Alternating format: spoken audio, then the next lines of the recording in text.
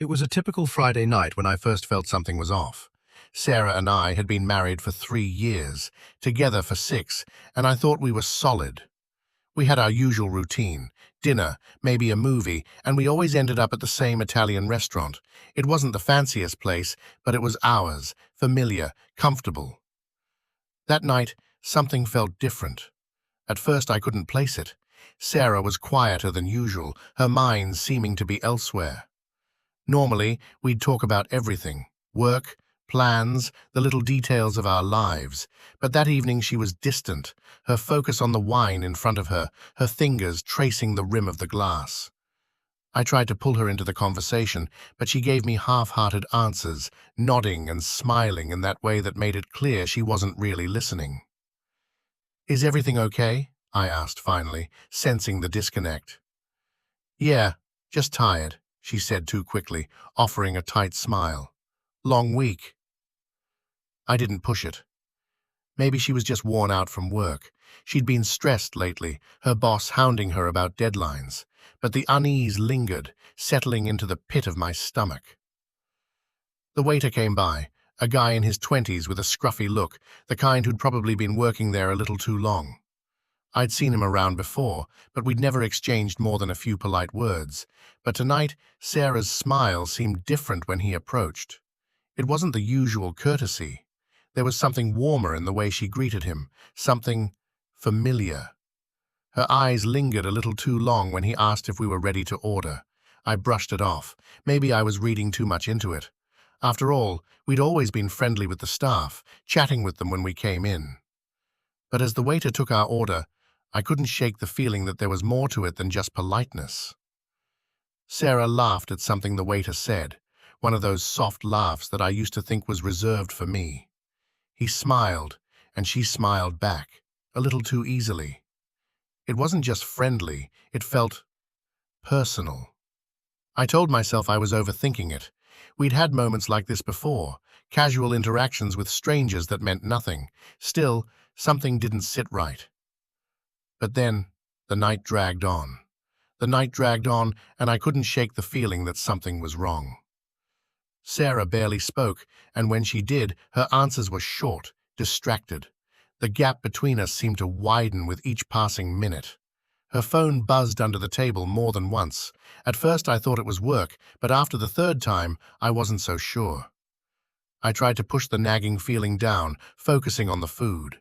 We had our usual banter, but it felt forced. Sarah picked at her plate, not really eating, her eyes scanning the room. I found myself watching her more than I wanted to, studying the way she avoided my gaze, how her attention flitted elsewhere, to places I wasn't. The waiter returned to clear our plates. I didn't pay much attention at first, but then I saw it.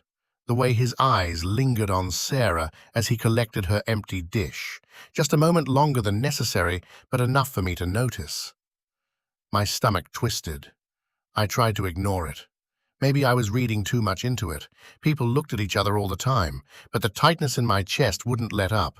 When the waiter brought the check, something shifted.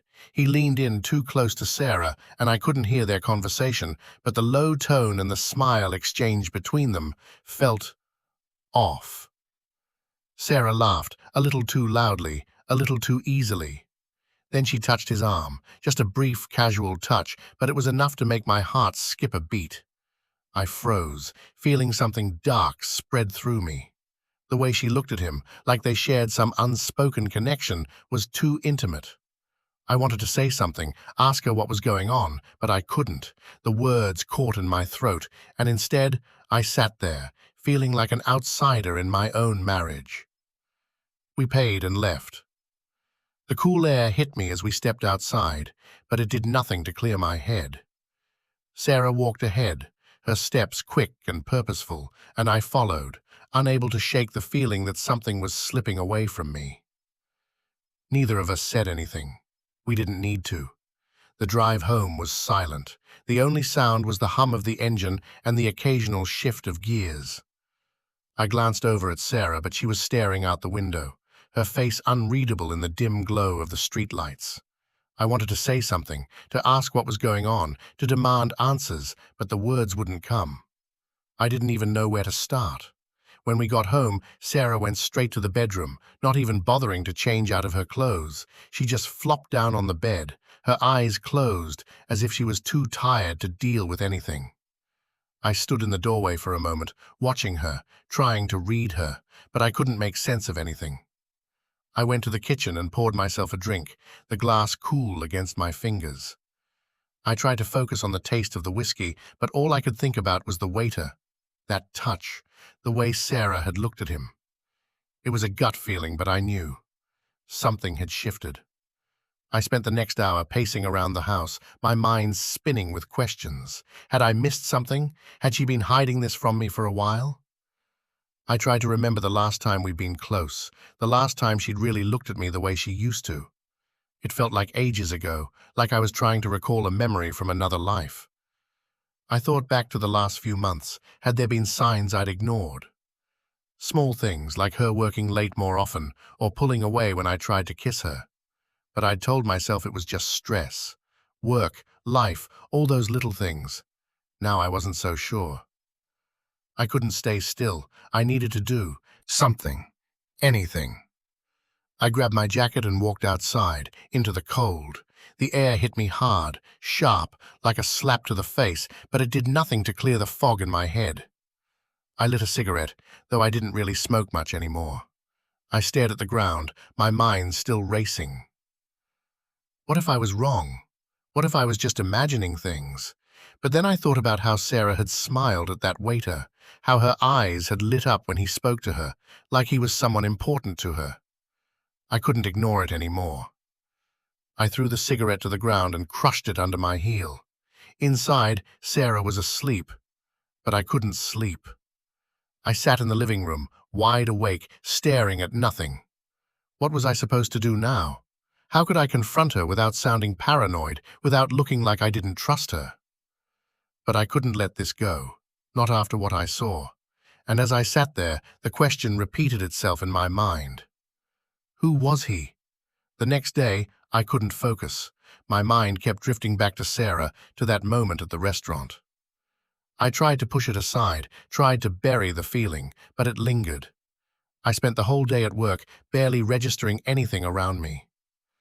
Every little detail of the night before played on repeat in my head. The smile, the touch, the way she looked at him. When I got home, it felt like there was a wall between us. Sarah was there, but we barely spoke. She was sitting at the kitchen table, absorbed in her phone. I could hear the faint tapping of her fingers, like she was trying to keep herself busy. I didn't want to do this, but I couldn't ignore it anymore. I needed to know what was going on. "Sarah," I said, my voice quiet. "We need to talk." She barely looked up from her phone. "About what?" "About last night," I said, stepping closer. "About everything. I don't know. I just feel like there's something between us now." She set her phone down slowly, but didn't meet my eyes. "What are you talking about?" "I don't know," I repeated, my frustration creeping in. "It's like you're not really here anymore, like something's changed." She sighed and leaned back in her chair. "You're overthinking things. Work's been crazy." Her words were too quick, too rehearsed. I wasn't buying it, but I stayed quiet, waiting for her to say more. "I just don't feel like you're present," I pressed, feeling the distance between us widen. "Something's different." "It's just work," she said, her tone flat. "I've been stressed." I wanted to believe her. I really did, but the doubt was growing. "Is that all? Just stress?" I asked, leaning forward. "Yeah, I'm tired. I don't have the energy for this right now," she snapped, turning away from me. It stung, but I wasn't done. "I'm not crazy, Sarah," I said, my voice steady. "I know something's going on." Her eyes narrowed, and she stood up, pushing her chair back with a harsh scrape. "You're imagining things. You're making it worse than it is." But I wasn't imagining it. I wasn't crazy. I had seen the way she looked at him, the waiter. It wasn't just friendly. It felt personal, and I couldn't ignore that. As she stormed off to the bedroom, I stood frozen. unable to shake the feeling that something was slipping away from me. That night I couldn't sleep. I lay in bed, staring at the ceiling, replaying everything over and over again. I could hear Sarah's quiet breathing beside me, but there was a distance between us that felt impossible to bridge. I wanted to reach out, to hold her, to feel something that resembled the intimacy we used to share. But every time I turned toward her, something held me back, the nagging feeling that she was slipping away from me. Around 3 in the morning, I gave up trying to sleep. I got up quietly, not wanting to wake her, and grabbed my coat. I stepped outside into the cold, hoping it would clear my head. But all it did was make everything sharper, more real. The air was biting, and the streetlights cast long shadows, but nothing felt right. I walked aimlessly for a while, trying to outrun the thoughts, but they followed me, relentless. I kept asking myself, who was he, the waiter? Why did it bother me so much? It wasn't just the smile or the laugh, it was how natural it had seemed, how she lit up in a way she hadn't for me in months, and I couldn't shake the feeling that something had already happened between them. Maybe I was wrong, but I couldn't stop wondering. I passed the restaurant, the one where everything had started to change. I stood across the street for a while, staring at the glowing sign. The thought of Sarah and that waiter, whatever they were to each other, churned in my stomach. I didn't even know his name, but I already hated him. The idea that he could be everything I wasn't to her made my blood boil. I should have gone inside, should have asked for answers. But I couldn't. I didn't have the courage, not yet. I walked back home in a daze, the cool air doing nothing to numb the ache in my chest. When I returned, Sarah was still asleep, her body turned away from me. I lay back down beside her, but there was no comfort in it. I felt more alone than ever, even with her next to me. The next day, I decided to take action. I didn't know what exactly I was going to do, but I had to find out the truth. I couldn't keep living like this, waiting for something to break without knowing what it was. I spent the entire morning distracted. I couldn't focus on anything. Every time my phone buzzed, I expected it to be Sarah, maybe an apology or a text saying she wanted to talk. But nothing came. The silence between us stretched on, thick and suffocating. I couldn't wait any longer. I had to find him, the waiter, whoever he was. I went back to the restaurant that afternoon, telling myself it was just for lunch. But I knew better. I needed to see him again. The waiter. The place was quieter than usual, the air thick with the smell of garlic and basil. I stood by the door, scanning the room. I didn't see him at first, and a part of me felt relieved. Maybe I was overthinking everything. I sat at the bar and ordered a drink, trying to act normal. But every time the door opened or someone moved, I felt my pulse quicken. Where was he? Why was I doing this? Then I heard his voice, smooth, relaxed. It was unmistakable. He was talking to someone at a table across the room, laughing easily. My eyes found him almost immediately. There he was, the same guy who had made Sarah smile in that way, the smile that had been eating at me for days. He was leaning over the table, his face lit up with that same effortless charm. I watched him for a minute, trying to understand what made him different. He wasn't striking or particularly handsome, but he had an ease about him, a way of drawing people in. I was still staring when he looked up and saw me. He didn't smile, just nodded, like he recognized me. His eyes lingered on mine for a moment before he turned away. My stomach tightened. Was he waiting for me to approach? Did he know who I was? I quickly looked away and took a drink, but I couldn't shake the feeling.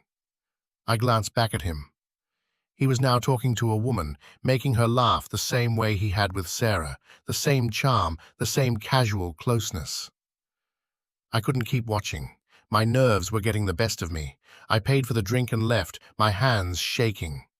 I didn't know what I expected. Answers? A confrontation? All I had were questions and a gnawing sense that something wasn't right. I couldn't stop thinking about Sarah, about the way she'd looked at him and what it all meant. I still didn't know what was really going on, but I couldn't shake the feeling that I was only seeing the surface of it. The days dragged on. I went through the motions, work, eating, sleeping, but everything felt wrong. Sarah was still distant. Every time I looked at her, I felt the gap between us grow wider. It wasn't just the silence, it was the way she'd look away when I spoke, how she stayed glued to her phone, her mind clearly somewhere else. I couldn't ignore it. My mind kept returning to the same thing. The waiter. What was really going on between them? I couldn't shake the thought. That Friday, I'd had enough. I had to confront her. I couldn't live in this half-truth anymore, pretending everything was fine when it clearly wasn't. We had to talk, even if she didn't want to. I got home early, hoping to catch her before she slipped into her usual routine of avoiding me. She was in the kitchen, scrolling through her phone, her back to me. I walked over slowly, trying to keep my breathing even. "Sarah," I said, "we need to talk." She didn't even look up. "About what?" "About you. About what's been going on." She finally set her phone down, her eyes narrowing. "What do you mean?" I didn't want to waste time. "I feel like something's off. I can feel it, and I think you know it too." She gave me that same tight smile. "You're overthinking it." "No, I'm not. I know something's wrong, Sarah. The way you've been acting, especially with that waiter, it's not nothing." Her face hardened and she snapped, "You're obsessed with this. It's nothing." I didn't let up. "It's not nothing. It's more than that. You've been distant, and it's like you're hiding something." She took a deep breath, stepping back. "I'm not having this conversation right now." "When then?" I pressed. "When are we going to talk about it?" She stayed silent, avoiding my eyes, her lips pressed into a thin line. I saw it. She wasn't just avoiding the conversation, she was avoiding me. I felt the weight of it hit me. She wasn't going to give me any answers, not tonight, maybe not ever. I turned away, swallowing the frustration rising in my chest. There was no point in pushing. I walked out of the room, knowing things between us weren't going to change unless she decided they would. The next few days passed in a blur. Every time I tried to talk to Sarah, she either brushed me off or gave me vague answers. The air between us was thick with unspoken words, and I could feel it swallowing up everything. I wanted to confront her again, to demand the truth, but each time I opened my mouth, I froze. I didn't know what to say anymore. The thought of the waiter kept creeping into my mind. The more I thought about him, the more questions I had. Who was he? Why had Sarah looked at him the way she did? I couldn't get the image of her smiling at him, that familiar connection between them, out of my head. One evening I decided to go back to the restaurant. I wasn't sure what I was hoping to find, maybe a clue, maybe an answer, but I needed to do something, anything. I walked in, and the familiar scent of pasta and herbs hit me immediately. I stood by the door for a moment, scanning the room. This time I didn't hesitate. I sat at the bar and ordered a drink, my eyes drifting to the back where the staff worked. And then I saw him. The waiter. He was moving quickly between tables, a smile on his face, like he was always in the middle of some joke. But when he caught sight of me, his expression shifted for a second, just a flicker of recognition, then back to his usual, charming demeanor. I didn't move, just sat there, watching him interact with the other customers, trying to make sense of everything. The way he carried himself. It was like he knew how to read people, how to make them feel special. It was the same thing I'd seen when he was around Sarah, and it made my stomach turn. I wanted to go up to him, ask him what was going on, but the words felt stuck in my throat. What could I say? How could I approach a complete stranger and accuse him of something I wasn't even sure of? I finished my drink quickly and left. As I walked back to the car, my mind raced. It was clear now, I wasn't just dealing with jealousy, it was something bigger than that. The way Sarah had been acting, the way she'd looked at him, it wasn't just a fleeting moment, something was happening. But what? I didn't know what to do next, but I couldn't keep going like this. I had to find out the truth. I didn't go back to the restaurant for a few days. Every time I thought about it, the feeling in my chest tightened, like I was chasing something I couldn't catch. The waiter, the way he looked at me, like he knew more than I did, made everything worse.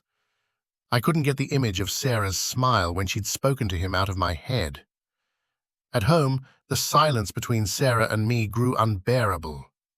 She was quieter now, almost avoiding me altogether. When I tried to talk to her, she'd brush me off or give me vague answers. The more I tried to reach out, the farther she seemed to pull away. I couldn't tell if I was overreacting, if I was imagining things, but the unease never left me. I felt like I was missing something, like there was a bigger picture I couldn't see. Saturday came, and I found myself back in front of the restaurant. I didn't plan it. I was just driving, lost in thought, when I ended up there. I sat in my car for a while, watching people come and go, trying to figure out why I felt this overwhelming pull to go inside again. I didn't know what I expected, but I couldn't shake the feeling that I had to see him again. Maybe I could figure out what was really going on. I took a deep breath and walked in. It was busier now, the noise of conversations and clinking silverware filling the air. I sat at the bar, trying to act like I was just another customer. But I wasn't. I was here for a reason. I spotted him almost immediately. He moved through the crowd, smiling, laughing with customers. He didn't notice me at first, but I couldn't stop watching him. Every move he made seemed effortless, natural, like he was always the center of attention. I kept hoping he'd look over, that our eyes would meet. I wanted something, some sign, some clue. But it never happened. Then I saw him approach Sarah. She was sitting by the window, sipping her drink. She glanced up when he got close, her face lighting up in that way I'd seen before, the way she looked at him, like he was someone important to her. They exchanged a few words, and she laughed at something he said. He smiled back, leaning in just a little too close. I felt my heart drop. This wasn't just a casual interaction. The way they were together, too comfortable, too familiar, made it clear that there was something more. I stayed frozen, watching them. The rest of the restaurant seemed to fade away, and for a moment, I was trapped in that moment, unable to move, unable to look away. I couldn't do this anymore. I couldn't keep pretending I didn't know. I had to know the truth. I couldn't wait any longer. The drive home from the restaurant was a blur, my hands shaking on the wheel as I replayed what I'd just seen. The way Sarah had looked at him, the ease between them, it wasn't just innocent. Something had changed, and I needed to know what. I got home and went straight to the bedroom. Sarah was sitting on the bed, flipping through a magazine, eyes glazed over. She didn't even look up when I walked in. "Sarah," I said, trying to keep my voice steady. "We need to talk." She glanced at me, then back at her magazine. "What about?" I took a breath, trying to keep my anger in check. "About you and him, about the waiter." Her face tensed, her fingers gripping the magazine a little tighter. She looked up at me, her smile forced. "What's going on? You're making something out of nothing." "Don't lie to me," I said, stepping closer. "I saw how you looked at him, the way you smiled. Don't pretend it's nothing." She stood up, a defensive edge in her voice. "You're overreacting. Nothing happened." "Don't tell me I'm overreacting," I shot back, frustration boiling over. "I know what I saw, Sarah. I know there's something between you two. I can feel it." She backed away, folding her arms. Her eyes slid to the floor. "You're imagining things." I could feel the anger and hurt threatening to spill out, but I kept my voice calm. "Then tell me what's going on. Tell me why it feels like you're hiding something." She didn't answer immediately. The silence stretched between us, thick and suffocating. I couldn't remember the last time I'd felt this far from her. Finally, she sighed, her voice barely above a whisper. "I'm done with this conversation." Her words hit me like a punch. I wasn't going to get any answers, not from her. I turned and walked out of the room, the door clicking shut behind me with finality. I didn't know what to do next, but I knew I couldn't let this go. Something was wrong, and I had to figure out what it was. The next few days passed in a blur. Every time I looked at Sarah, the same weight settled in my chest. We spoke in fragments, barely exchanging more than necessary.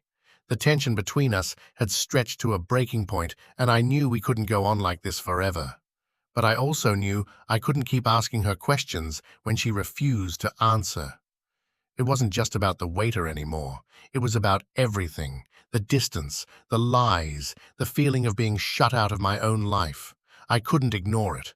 But what could I do? I couldn't force her to talk, and the more I pushed, the more she shut down. I found myself pacing the house late one night, my mind racing. I couldn't sleep, couldn't sit still. I'd been holding my breath for too long, waiting for something to break, and now I was getting desperate. I pulled out my phone and scrolled through Sarah's recent texts, mostly work-related, a few random things, nothing suspicious. But then I remembered something. There had been a few late-night messages that I hadn't paid much attention to. She'd been texting someone for hours at a time, but I'd brushed it off as nothing. After all, we both had our own lives, right? But now, it felt different. I hesitated before opening the messages. I knew I was crossing a line, but I didn't care anymore. I had to know. The conversation was between Sarah and a contact I didn't recognize. They talked about random things, work, weekend plans, but one of the texts caught my eye. It was from a few days ago, right after the night at the restaurant. The message was short. "Can't wait to see you again." I froze, my heart sinking into my stomach. Who was she talking to? My mind raced. Was it him? The waiter? I knew I had to confront her. I couldn't ignore this any longer, but I also knew that whatever I found, it wouldn't be the answer I wanted. I closed the phone, the weight of the situation crashing down on me. I didn't know how to handle this, but I knew one thing. The truth was slipping through my fingers, and it was only a matter of time before it tore everything apart. The rest of the night felt like a blur. The text message kept playing in my mind. "Can't wait to see you again." It didn't make sense. Who was she talking to? It had to be him, the waiter, but I couldn't shake the feeling that there was more I was missing. I kept telling myself I was overreacting, but I knew deep down that I wasn't. I didn't know how much longer I could stand this distance between us, this silence. It felt like we were drifting further apart with every passing minute. The next morning, I couldn't pretend anymore. I couldn't ignore it. I couldn't avoid her. I walked into the kitchen, where Sarah was sitting at the table, sipping her coffee, staring into space. Her expression was blank, distant. I knew what I had to do, but the words stuck in my throat. "Sarah," I finally said, trying to keep my voice steady. "We need to talk." She didn't look up, just set her coffee cup down slowly. "About what?" "About the text. About the guy you've been texting." Her body stiffened, but she didn't say anything right away. "Why are you going through my phone?" she asked, her voice defensive. "I wasn't going through your phone," I shot back, my frustration rising. "I saw the message. Can't wait to see you again. Who was that?" She froze, and for a moment I thought she wasn't going to answer. Then, in a voice that was too quick, too rehearsed, she said, "It's nothing, just a friend." The answer didn't sit right with me. "Who?" I asked, my heart pounding. "Is it him, the waiter?" She flinched, just a slight movement, but enough for me to notice. I saw it in her eyes before she masked it. "It's nothing, okay?" she said, her voice a little too sharp. "You're making a big deal out of nothing." I couldn't let it go. "It's not nothing. I know it's him. I saw the way you looked at him." She turned away, clearly done with the conversation. "I'm not doing this, okay? You're blowing it out of proportion." "I'm not crazy, Sarah," I said, my voice shaking. "I know something's going on. I can feel it." She didn't answer, but I saw her pause. She stood there, back to me, her shoulders stiff. "I can't keep hiding this from you," she whispered finally, her voice barely audible.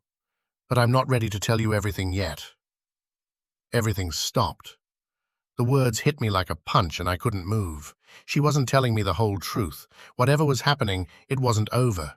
But now, I knew for sure, it wasn't nothing. Her words hung in the air like smoke, thick and choking. Not ready to tell you everything yet. What did that even mean? What was she hiding? And why now, after everything, was she saying this? I felt both the anger and the fear bubble up inside me, and it was hard to separate one from the other.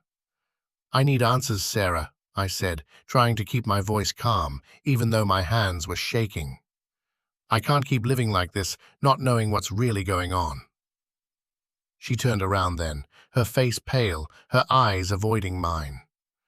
For a long time she didn't speak. The silence between us was heavier than anything I had felt in weeks. Sarah, I pressed, stepping closer, I don't know how much more I can take of this. You're shutting me out, and I need to know why. She finally looked up at me, but there was no warmth in her eyes, only an unreadable coldness. You don't understand, she said quietly. You don't know what it's like to be in my position. I stared at her, confused. What do you mean? What's been so hard for you? We've been together for years. She exhaled sharply, like she was trying to steady herself. It's not just about you and me anymore, okay? There's more going on than you know. I felt like the ground had shifted beneath me. What do you mean? I repeated, this time my voice more desperate. She shook her head, stepping back. I can't explain it right now. I just can't. But when the time comes, you'll understand. Her eyes flickered briefly with something I couldn't read. Just give me some time. I couldn't believe it. Time? How much more time could I give her? My head was spinning, and the pieces of the puzzle I had been trying to fit together were scattered even further now. What was she hiding? Was it really about the waiter, or was it something else entirely? I opened my mouth to argue, to demand more, but she interrupted me. Please, she whispered, her voice breaking. Just trust me. Trust her? How could I trust her when everything felt like a lie? But I didn't have the strength to argue anymore. The weight of it all was too much. I stood there, trying to process her words, the finality in her tone. She walked past me without another word, heading down the hall toward the bedroom. I stood frozen, staring after her, unable to move. I didn't know what was happening. But I knew I couldn't let it go. I had to find out the truth, no matter what it cost. I didn't sleep that night. My mind was spinning in circles, my thoughts clashing with each other. Every time I closed my eyes, I saw Sarah's face, her words echoing in my head. You'll understand when the time comes. What time? And what could possibly be so bad that she couldn't tell me? It didn't make sense. Every piece of this, her behavior, the waiter, the texts, was a puzzle. And no matter how hard I tried, I couldn't see the full picture. The next morning, Sarah was still distant, her eyes empty as she went through her routine like nothing had changed. I watched her, my stomach in knots. But I couldn't bring myself to ask her anything more. She had closed herself off completely, and no matter how many questions I had, I couldn't get anything from her. I left for work, the weight of everything pressing down on me. I couldn't think straight.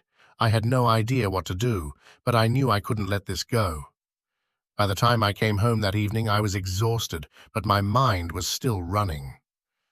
I walked into the kitchen, hoping for some kind of normalcy, but Sarah wasn't there. I checked the living room, then the bedroom. Nothing. I stood still for a moment, confused, and then I noticed the front door slightly ajar. My heart skipped a beat. She had never left without saying anything. I stepped toward the door, pushing it open gently. Outside, Sarah was standing by the car, her hands tucked into her coat pockets. She was staring out into the distance, her back to me, like she was lost in thought. I walked over to her, unsure of what I was going to say. The distance between us had grown so wide that every step felt like an eternity. Sarah, I said quietly, trying to get her attention.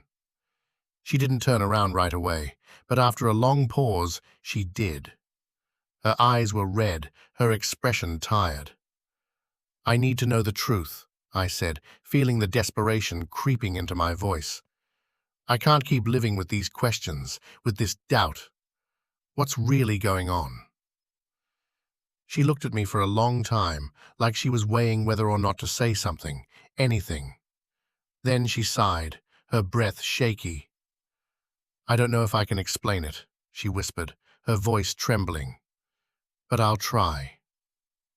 I felt a small flicker of hope, but it was quickly overshadowed by the uncertainty in her voice.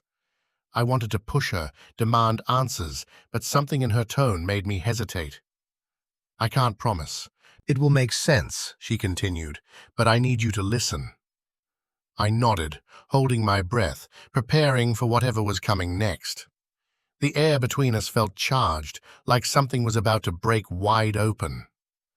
And then, with a deep, shaky breath, she spoke. Sarah's words landed like a punch. I stood frozen, barely able to process what she was saying. "It's not what you think," she whispered. "I never wanted you to find out like this, but I can't keep hiding it." I felt my heart race, the weight of her confessions sinking in.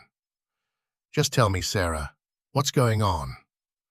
She looked at me for a long moment before speaking, her voice shaky.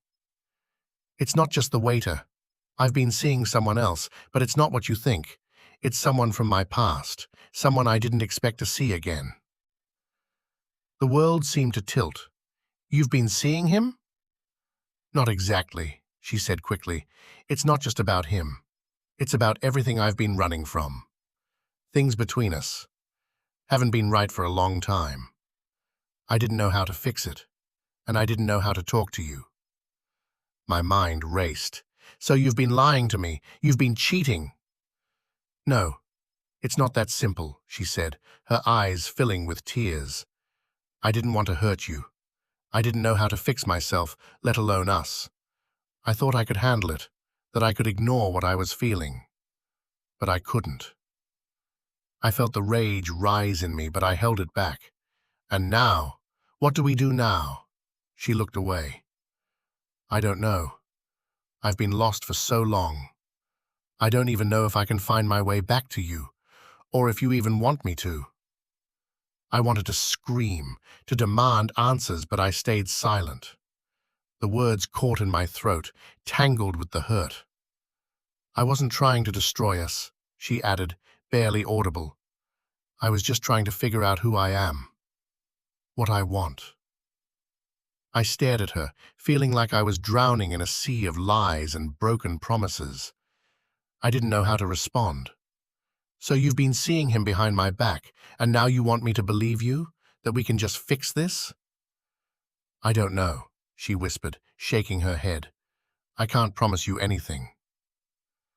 I stood there, numb, unsure what to do or say.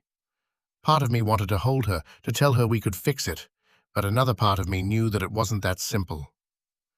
She stayed by the car, watching me, but I didn't turn around. I walked into the house, the weight of everything crashing down on me. I didn't know what was next, or if there was a way back. All I knew was that everything had changed.